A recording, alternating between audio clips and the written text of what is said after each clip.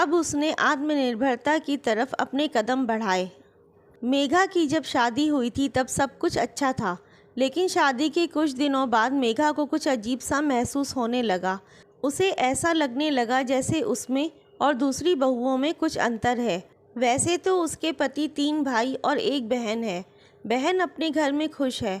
सास ससुर, उनके तीनों बेटे और बेटों का परिवार, जिसमें सबसे बड़े जेठ सतीश भैया, उनकी पत्नी अंजलि भाभी और उनके 2 बच्चे वंशिका, वैभव। छोटे जेठ साहिल भैया, उनकी पत्नी शिखा और उनके बच्चे पायल और पुनीत। सबसे छोटे संजय, जो उसके पति हैं, और मेघा। अब यही लोग घर में हैं। शादी के समय बताया गया था कि घर का एक संयुक्त व्यापार है और सबका बराबर हिस्सा है, पर शादी के कुछ दिनों बाद मेघा को पता चलने लगा कि दोनों बड़े भाई ही व्यापार के मुख्य मालिक बन चुके हैं। ससुर जी बस दिखावे के ही मालिक हैं। बहुत से सौदे हो जाते हैं और ससुर जी को पता ही नहीं चलता। उसके पति संजय बहुत आलसी और सीधे हैं। वो ज़्यादातर घर में ही रहना चाहते। जब ससुर जी बहुत डांटते तो वह बेमन से ऑफिस जाते, वहाँ टाइम पास करके आ जाते। यदि मेघा उनसे कुछ कहती तो कह देते, अरे भैया लोग हैं ना, वो देखेंगे। घर में मेघा से लोग बस काम ही कराना चाहते। जेठानियाँ किचन में काम शुरू कर देती और फिर किसी न किसी बहाने किचन से बाहर चली जाती और काम खत्म होने पर ही आती। सारा समय मेघा का किचन में ही बीतता और जब वह किचन से बाहर आती तो जेठानियाँ उससे कुछ बातें ही नहीं करती, बल्कि ऐसा दिखाती जैसे उसने कुछ किया ही ना हो, और वो लोग आपस में बातें करती रहती। जब मेघा कुछ बात करने की कोशिश भी करती, उसकी बातों पर कोई ध्यान नहीं दिया जाता। उससे तभी बातें होती जब उससे कोई स्वादिष्ट खाना बनवाना होता, क्योंकि मेघा खाना बहुत अच्छा बनाती थी। सासू माँ हमेशा दोनों बड़ी बहुओं के गुणगान करती रहती। सास हमेशा मेघा को यही सिखाती, देख तेरी जेठानियों ने कैसे घर को जोड़ कर रखा है, सीख इनसे कुछ। पति भी यही कहते, देखो भाभियों से सीखो। दोनों भाभियों का तौर तरीका भी काफ़ी अलग था। वो दोनों एकदम मॉडर्न बनकर रहती। घर में 3 कारें हैं, एक ससुर जी की पुरानी और बाकी दोनों भाइयों की। जब कहीं जाना होता तो मेघा और उसके पति संजय ससुर जी की कार से जाते और दोनों भाभियां अपनी अपनी कार से। संजय का ना कोई सपना था, ना कोई अरमान। उसे बस सबकी डांट खाते जीवन बिताना था। गलती कोई भी करे, डांट हमेशा संजय को ही पड़ती।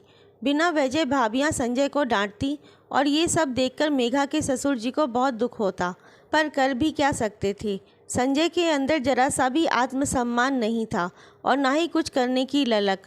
उसे कुछ बुरा भी नहीं लगता। जब उसकी शादी की बात चल रही थी तब यही कहा गया था कि सबका बराबर का हिस्सा है, पर संजय के पास तो कुछ पैसे ही नहीं रहते।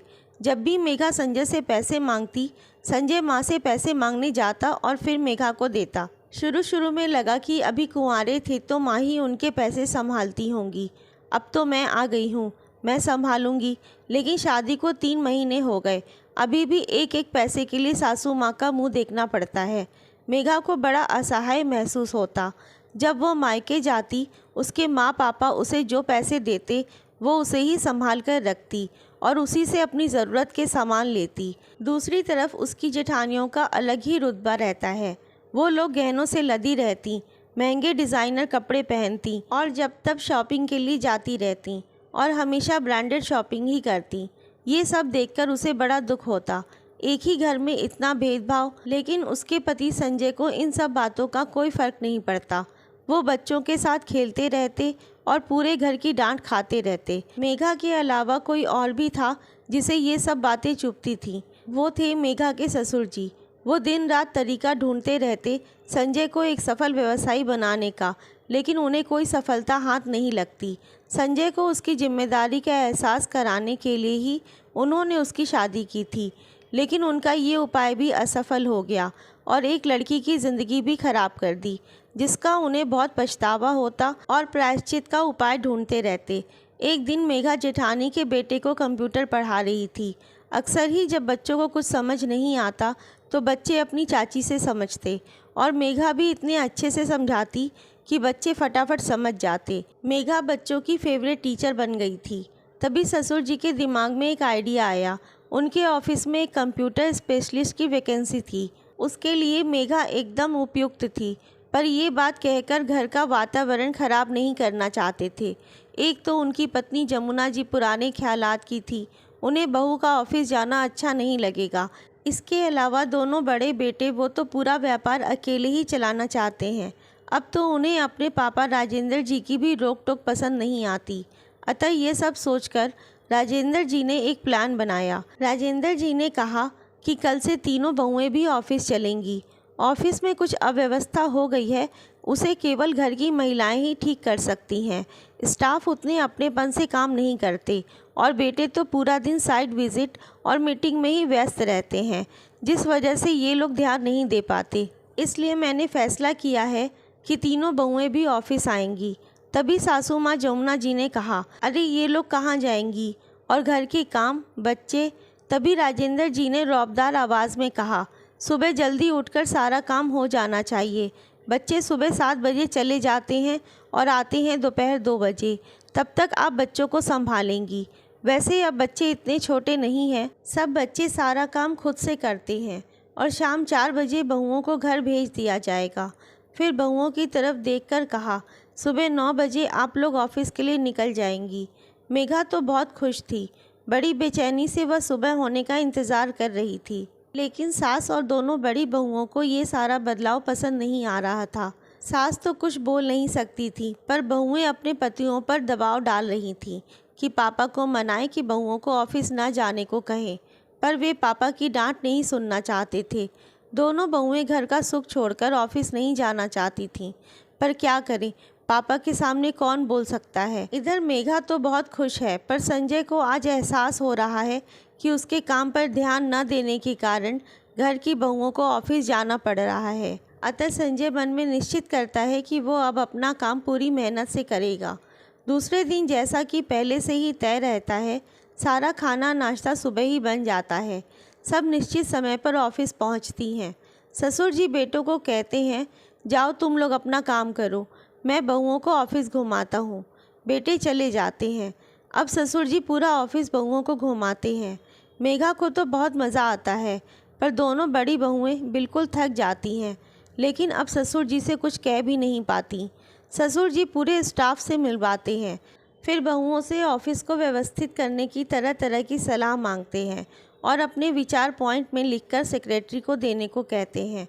अब तो दोनों बड़ी बहुओं की हालत और भी ख़राब हो जाती है। उन्हें सालों हो गए हैं पढ़ाई छोड़े, और ये सब उनकी रुचि भी नहीं है।